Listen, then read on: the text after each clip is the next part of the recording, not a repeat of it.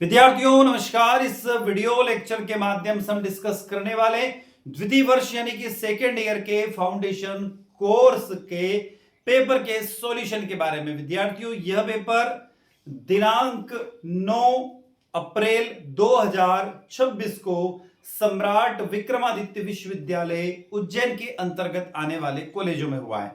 विद्यार्थियों पेपर सम्राट विक्रमादित्य विश्वविद्यालय के साथ साथ मध्य प्रदेश के सभी कॉलेजों में पढ़ने वाले विद्यार्थियों के लिए भी महत्वपूर्ण होगा।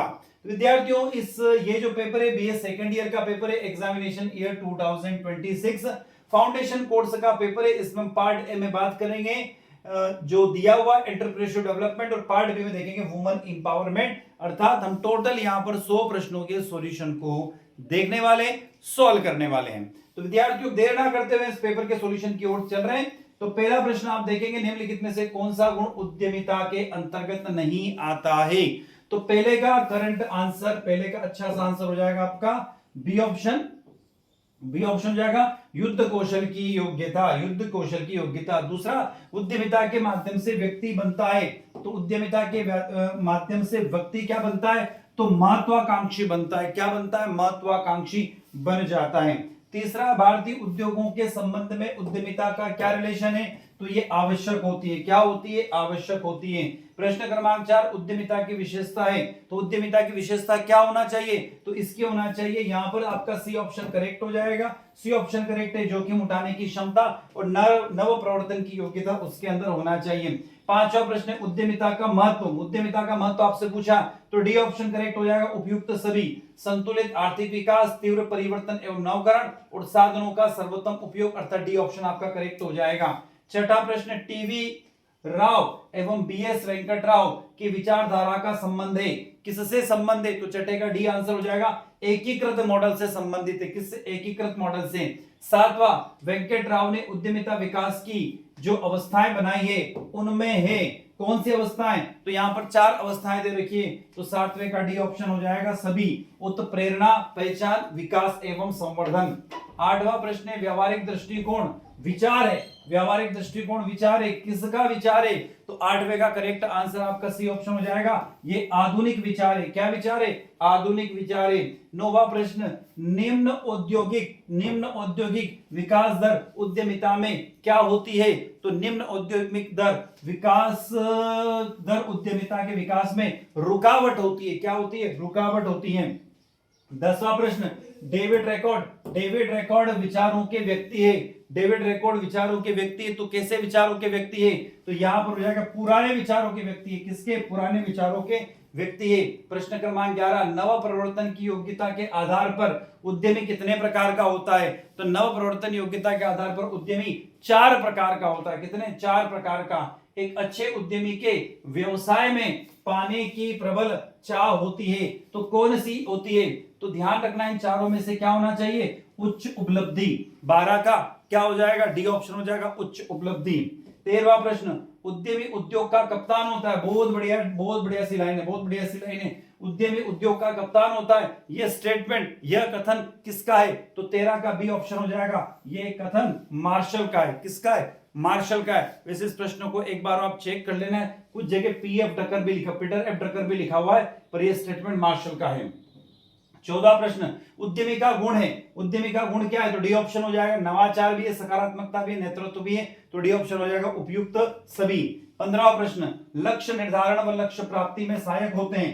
क्या होते हैं, तो इसके अंदर आ जाएगा 15वें का करेक्ट आंसर आप देखोगे तो डी ऑप्शन हो जाएगा, अवसरों का लाभ लेना, रुकावटों को हटाना, कमजोरियों को हटाना, तो डी ऑप्शन हो जाएगा, उपयुक्त सभी, उपरोक्त सभी। 16वां प्रश्न, उद्यमी को उद्यमशीलता के मार्ग में आने वाली समस्याओं के लिए अपनाना चाहिए, तो क्या अपनाना चाहिए, तो 16 का सी ऑप्शन हो जाएगा, समाधान मूलक प्रवृत्तियों को अपनाना चाहिए। समाधान मूलक प्रवृत्तियों को अपनाना चाहिए। 17वां प्रश्न, सर्वश्रेष्ठ विकल्पों का चयन आकस्मिक व्यवस्था का हल ढूंढने में साबित हो जाता है, तो क्या साबित हो जाता है, तो 17 का ए ऑप्शन हो जाएगा, मददगार साबित हो जाता है। 18वां प्रश्न, लक्ष्य का पर्यायवाची क्या है। बहुत बढ़िया सा प्रश्न है, बहुत बढ़िया सा प्रश्न है। लक्ष्य का पर्यायवाची क्या है, तो 18 का डी ऑप्शन हो जाएगा आपका, उद्देश्य, प्रयोजन और लक्ष्य तीनों करेक्ट आंसर है, डी ऑप्शन हो जाएगा। 19वां प्रश्न, लक्ष्य निर्धारण से उत्पन्न समस्या नहीं है, लक्ष्य निर्धारण से उत्पन्न समस्या नहीं है तो क्या है, मनोबल में वृद्धि। क्या है डी ऑप्शन, मनोबल में वृद्धि। 20वां प्रश्न, 19 के बाद 20वें के पास जा रहा हूं मैं। 20वां प्रश्न, अभिप्रेरणा दी जाती है तो अभिप्रेरणा किसको दी जाती है, तो अभिप्रेरणा सभी को दी जाती है। किसको, उद्यमियों को, श्रमिकों को, प्रबंधकों को। तो डी ऑप्शन हो जाएगा, ऑल ऑफ दिस हो जाएगा। 21वां प्रश्न, परियोजना तैयार की जाती है, किसके द्वारा तैयार की जाती है, तो 21 का करेक्ट आंसर आपका होना चाहिए प्रवर्तकों के द्वारा, प्रबंधकों के द्वारा और उद्यमियों के द्वारा। करेक्ट आंसर इसका डी ऑप्शन हो जाएगा, ऑल ऑफ द अबाउ। आगे चलते प्रश्न क्रमांक 22 और 23, दो प्रश्न बैक टू बैक स्क्रीन पर आपके सामने है। परियोजना मूल्यांकन के पहलू नहीं है, कौन सा पहलू नहीं है, ये पूछा है आप लोगों से। तो 22 का भी हो जाएगा, मानसिक पहलू नहीं है। कौन सा मानसिक पहलू नहीं है। 23वां, पुरानी मशीन के स्थान पर नई मशीन का प्रयोग क्या कहलाता है, बहुत बढ़िया सा प्रश्न है, एक और।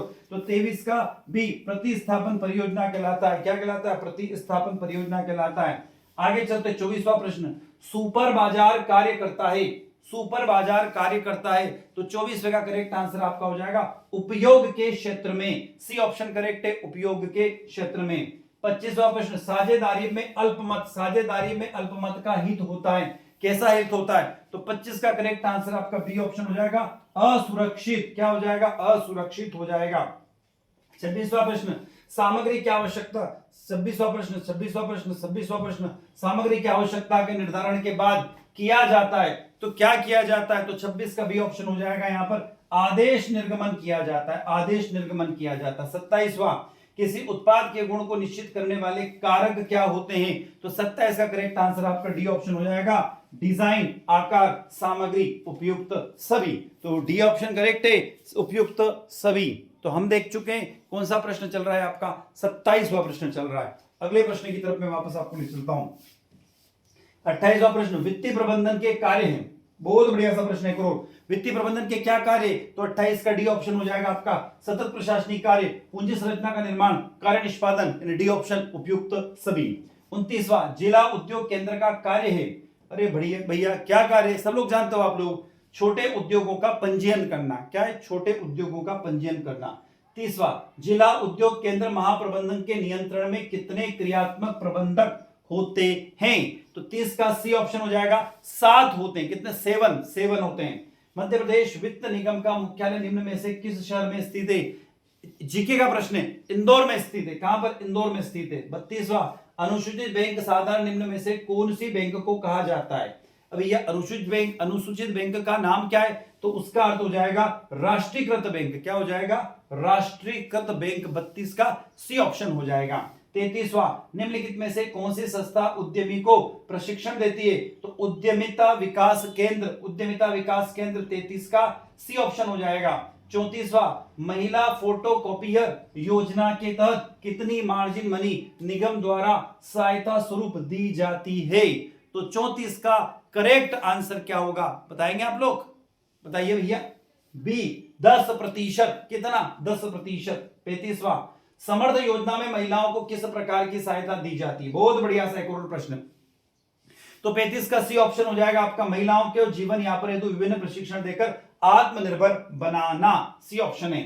36वां, अनुसूचित बैंक के कार्य क्या है, तो भैया डी ऑप्शन है, सभी कार्य, निक्षेप स्वीकार करना, ऋण प्रदान करना और एजेंसी संबंधित कार्य। 36 का डी ऑप्शन उपयुक्त सभी।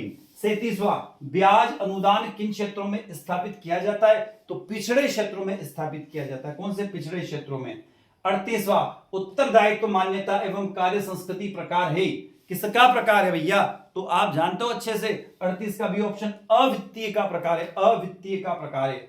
39, भारतीय, प्रश्न याद रखना, जीके का बढ़िया सा प्रश्न है, भारतीय औद्योगिक साख एवं विनियोग निगम की स्थापना किस वर्ष हुई, अरे भैया याद है, बोलो कब हुई, 5 जनवरी 1955 को हुई। 39 का सी हो जाएगा।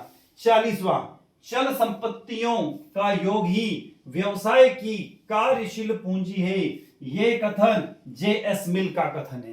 किसका, जेएस मिल का कथन है, याद रखिएगा। 41वां, प्रमापीकरण की समस्या है, तो सी ऑप्शन हो जाएगा, वित्तीय प्रबंधन की समस्या।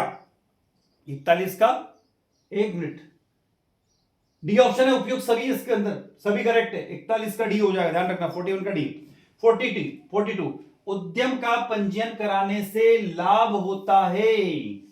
अरे भैया किसको लाभ होता है?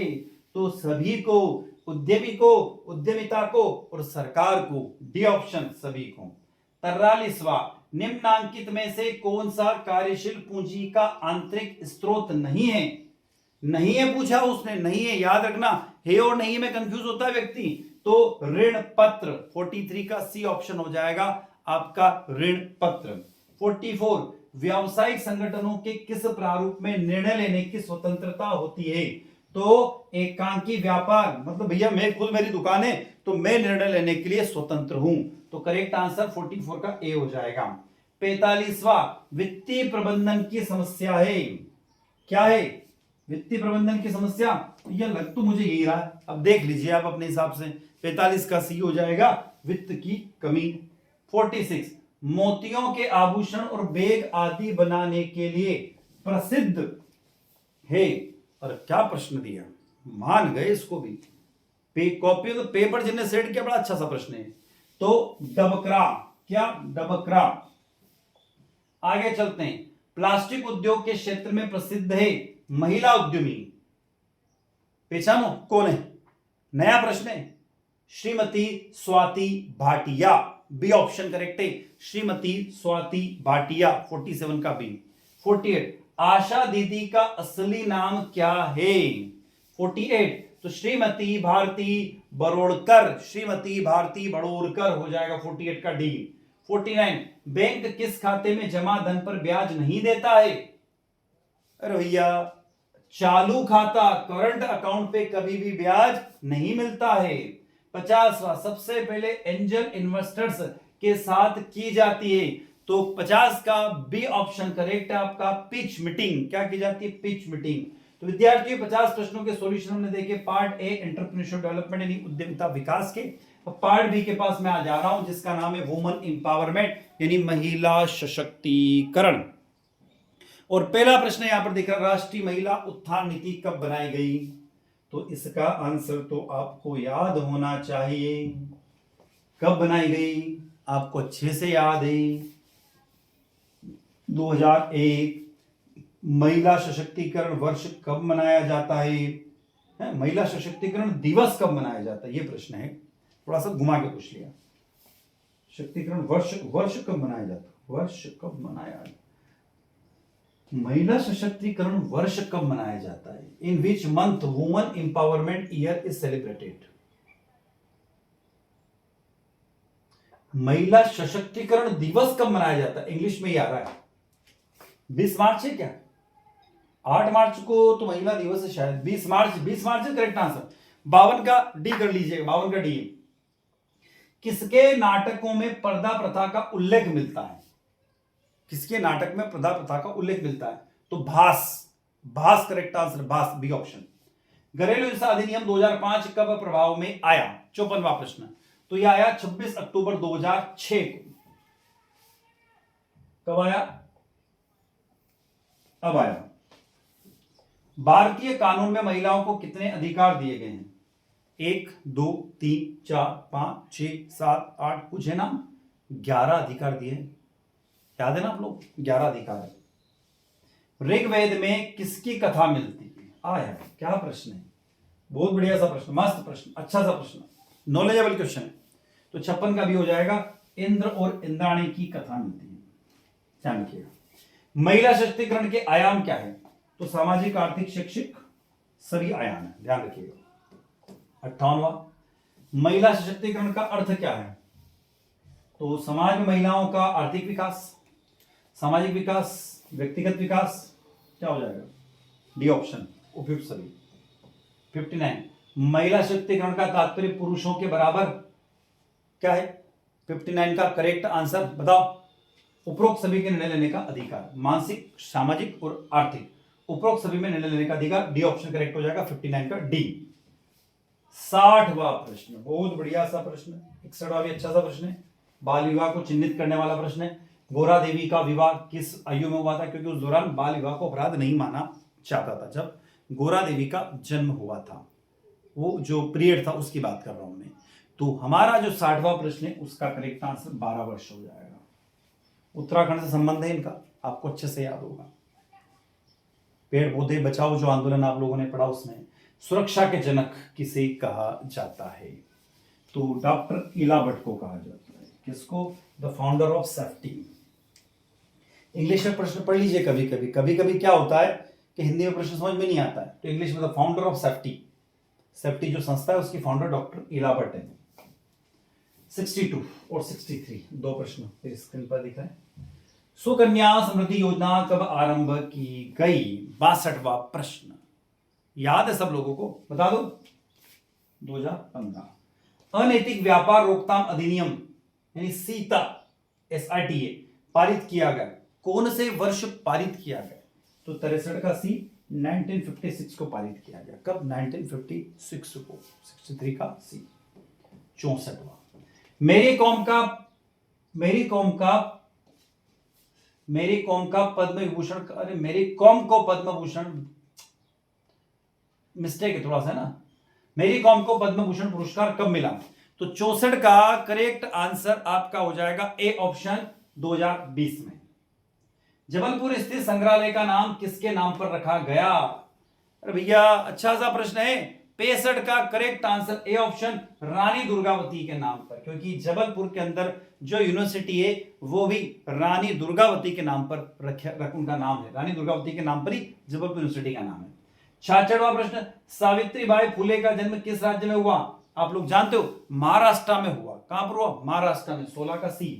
और एक और बात, देवी अहिल्याबाई का भी जन्म महाराष्ट्र में हुआ था।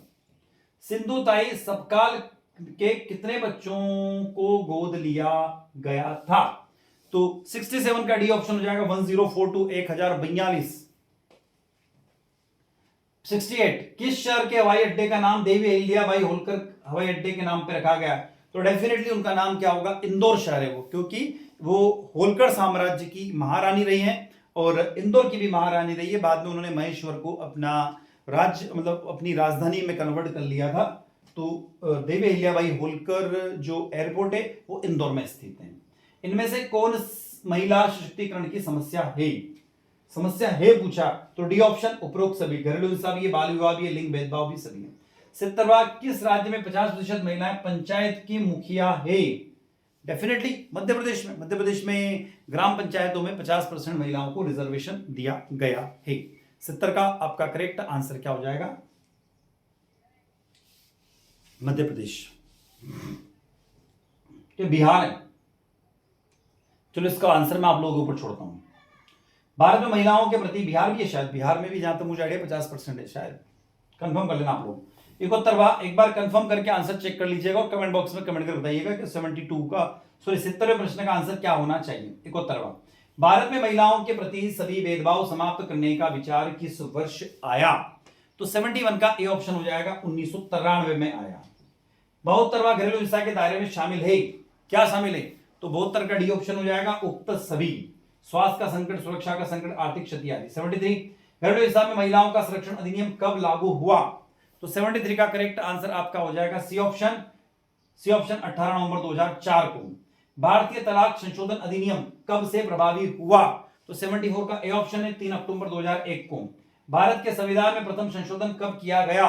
75 का बी ऑप्शन करेक्ट है 1951 में। मेरी कॉम का नाम किस खेल से जुड़ा हुआ है? मुक्केबाजी से जुड़ा हुआ है। देश की पहला महिला शिक्षक का नाम सावित्रीबाई फुले। हिंदू विवाह एक्ट, हिंदू विवाह अधिनियम किस वर्ष में संज्ञान में आया? ये किस वर्ष उसको लाया गया? तो 78 का सी हो जाएगा 1955। मेहर शब्द किस धर्म से संबंधित है? तो मेहर शब्द मुस्लिम धर्म से संबंधित है। 79 का बी हो जाएगा। किस राज्य की धरती को आंदोलन की धरती कहा जाता है? तो उत्तराखंड को आंदोलन की धरती कहा जाता है। 80 का क्या हो जाएगा? ए। 81 नेतृत्व के प्रमुख आयाम कौन से? तो डी ऑप्शन करेक्ट हो जाएगा उपयुक्त सभी। 82 जिसके पास आर्थिक गतिविधियों पर नियंत्रण की ज्यादा शक्ति होगी वही शक्तिशाली होगा। ये स्टेटमेंट किसका है?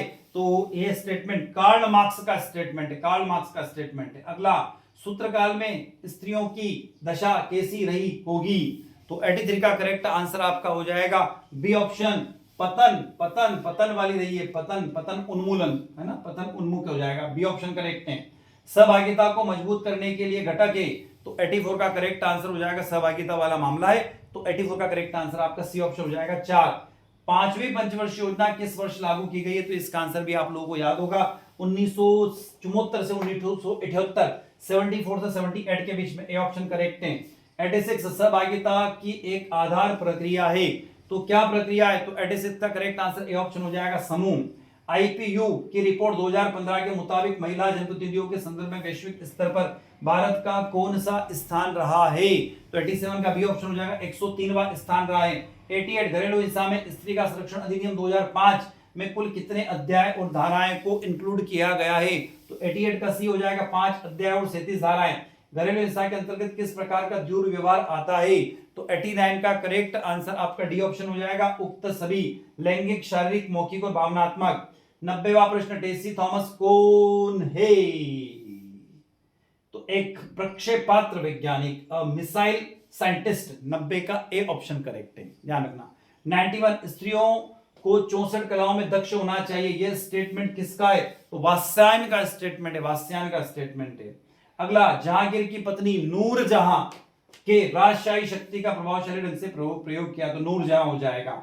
93 समाज में भारतीय महिलाओं की स्थिति में किस काल के दौरान अधिक गिरावट देखने को मिली या रही, तो मध्ययुगीन काल के दौरान। सहभागिता का अर्थ क्या है, तो 94 का करेक्ट आंसर आपका ए ऑप्शन हो जाएगा, किसी भी कार्य में भाग लेना या कुछ बांटना। 95 राज्य के नीति निर्देशक तत्वों के अंतर्गत महिलाओं के अधिकार की बात हो रही है, तो 95 का करेक्ट आंसर आपका डी ऑप्शन हो जाएगा, उपरोक्त सभी।